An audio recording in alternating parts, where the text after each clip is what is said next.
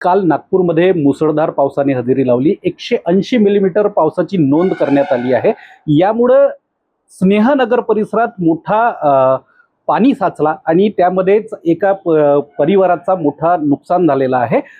यावेळी आम्ही त्या मेसच्या परिसरात आहोत, ज्या ठिकाणची ही मेस पूर्णपणे कोलमडली आहे, पूर्णपणे पडून गेलेली आहे. या ठिकाणी दररोज अनेक विद्यार्थी या ठिकाणी जेवण करायला येत होते. अशा परिस्थितीत ही मेस पडल्याने आता विद्यार्थ्यांना सुद्धा मोठं नुकसान होणार आहे की त्यांच्या पुढे आता नेमकं वेळेवरच जेवणासाठी कुठं जायचं असाही प्रश्न निर्माण झाला. या मेस चालकांचा पूर्ण घराच्या परिसरात आणि या मेसच्या परिसरात मोठ्या प्रमाणावर पावसाचे पाणी गेल्याने अन्नाच्या पासून सर्व गोष्टींची नुकसान झाली आहे. त्यांच्या राहत्या सामानांची मोठ्या प्रमाणात नुकसान झाली आहे.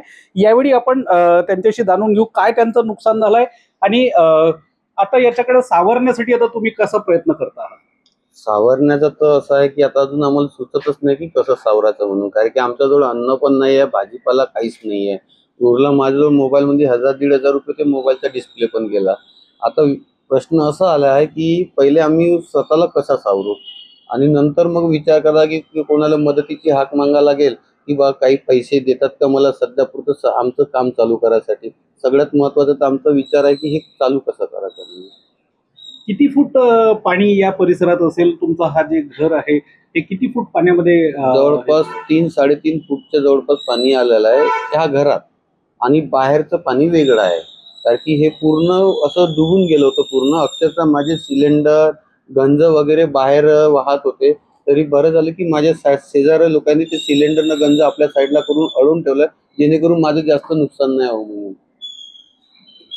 निश्चितच या परिसरात मोठा सखल भाग असल्यामुळे अत्यंत मोठ्या प्रमाणावर पाणी गेल्याने घरातील वस्तूंची सुद्धा नुकसान झाली, अन्न पदार्थाची नुकसान झाली आणि या मेस चालकांचं व्यावसायिक सुद्धा नुकसान झालेलं आहे.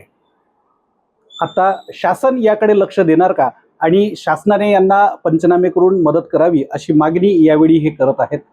शशिकांत भोयर, लोकशाही मराठी, नागपूर.